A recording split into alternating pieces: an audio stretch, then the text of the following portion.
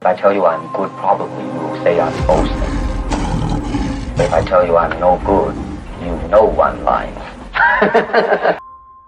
Yo, what's good, Boxing Talk family? Welcome back to your favorite boxing news channel, Dr. Boxing Talk. We are back for another YouTube video banger, man. Yes, sir. Yes, man. I know what time it is. The doctor's in the house, man. So check this out. But before we do, don't forget to smack that like button. Let's do it together. There you go, right there. It's just that easy, baby. It really helps us keep going and growing. But yeah, so last night we saw a plethora of fights, right? You know, a couple including Christian and Billy versus Masih Sulecki, which that was a first round destruction. We saw some other fights as well, you know, on both the BLK Prime card as well as the ESPN Top Rank card, you know. But the fight that we want to talk about today and we want to focus on in this video is the Deontay Wilder versus Tyrrell Herndon fight, you know, and shout out to those that came and kicked it with us on the live. Like I said, we watched these fights live, provided live commentary. So it was dope, man. Especially we mainly focused on the ESPN card, but we got that one finished just in time for us to catch the Deontay Wilder versus Tyrrell Herndon main event at the heavyweight division, right? And so, you know, I'm not going to spoil the party or anything, but I think we already know that Deontay Wilder won by 7th round stoppage. You know, TKO, the referee stopped it. And I don't have a too big of an issue with the stoppage because by that point, we already seen Tyrrell Herndon, even though he was a game contender, game competition, he already touched the canvas twice and he was being outclassed and outmatched by the superior skill set of Deontay Wilder, right? But I will say this, though, you know, Deontay Wilder was good enough to beat the pedestrian, mediocre Tyrrell Herndon. No disrespect to Tyrrell Herndon, you know, but it is what it is. You know, Deontay Wilder's at a higher class than Tyrrell Herndon. So this result was pretty much inevitable. However, you know, I don't know who Deontay Wilder beats after this. You know, I don't know where he goes, you know, and I said this before. I personally believe that Deontay Wilder should have already retired. And I love the Bronze Bomber. You know, I love watching him. I'm not saying that because I think that he's trash or I'm being disrespectful to him. I'm saying that as far as being a concerned fan for his welfare, you know what I'm saying, and stuff like that, because against Zhale Zhang and Joseph Parker is one thing to lose, but he didn't even look like himself. And I could argue that in this fight right here, you know, he didn't really look like himself either. But now you could say that, okay, there's some reasons for that because he just left Malik Scott, thank God.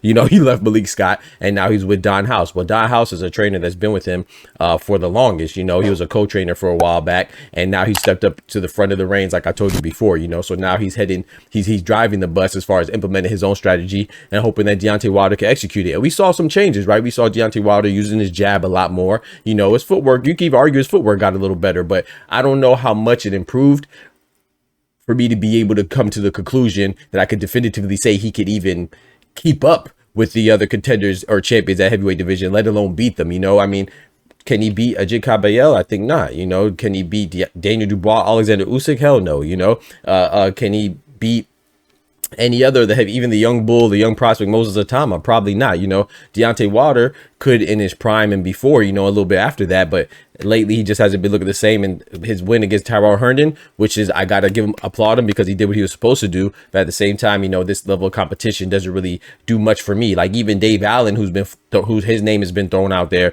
you know, I think that'd be a pretty interesting fight, you know, but it's just not really worth it in my personal opinion. No disrespect to Dave Allen, you know, but I feel like if you're going to keep going and you're Deontay Wilder, there's only 2 fights out there for you. And that's Anthony Joshua or the winner of Usyk and Dubois. And I think he loses both of them, but at least with the Usyk and Dubois winner, you have a chance for glory. So the risk is justified. You know what I'm saying? The reward matches the risk because you can get undisputed if you manage to beat the winner of Usyk and Dubois. Everybody else, it doesn't really mean much. And then with Anthony Joshua, of course, that's a big fight that's over a decade overdue, but at least, you know, you're going to get a big bag. You're going to get a substantial amount of money and revenue generation. So at least economically that makes sense. But everybody else, I think it pretty much falls short in my personal opinion, you know. So I think that Deontay Wilder, win or lose, I said this before, I think he should retire. And I still keep that, you know, in mind because I don't think he beats Anthony Joshua, not this current iteration of Deontay Wilder. But if he wants to do it, hey man, do your thing, man. Who am I to tell somebody not to do what they love? You feel me? So do what you do. You know, I just hope that you are safe while doing it. Now going to Tyrrell Herndon.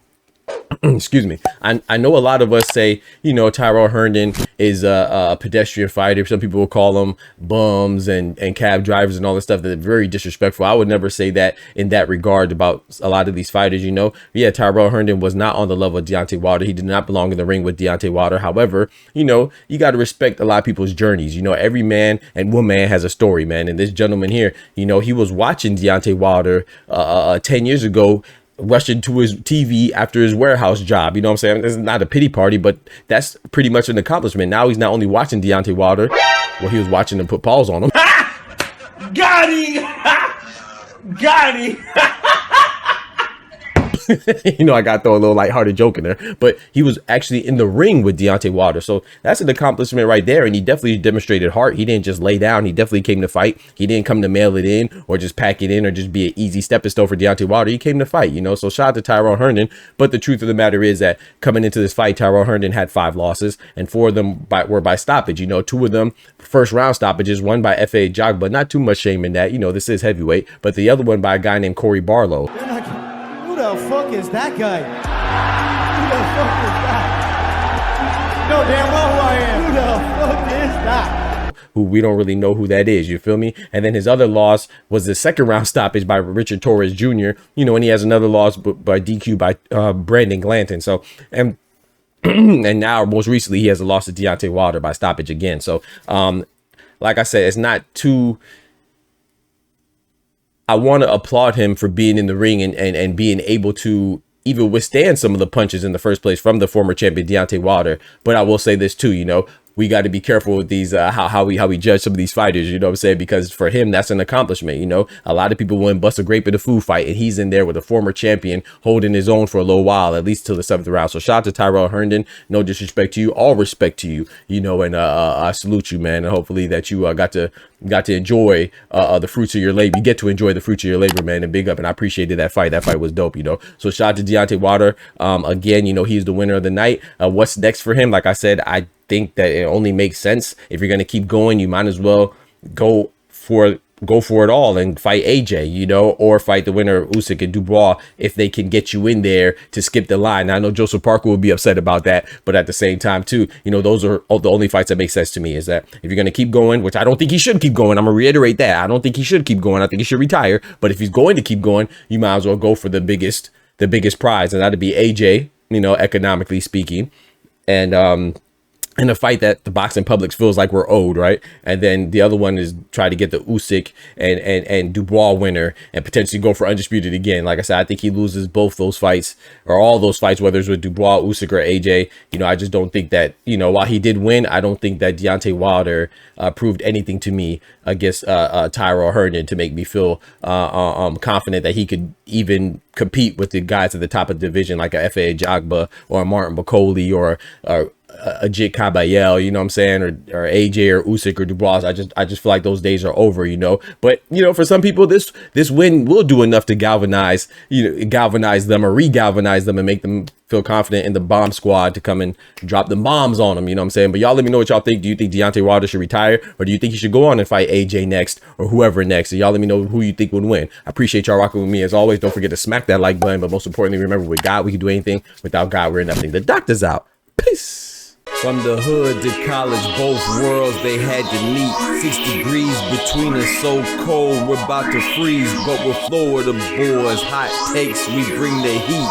We're moving the culture, the engineers to the streets.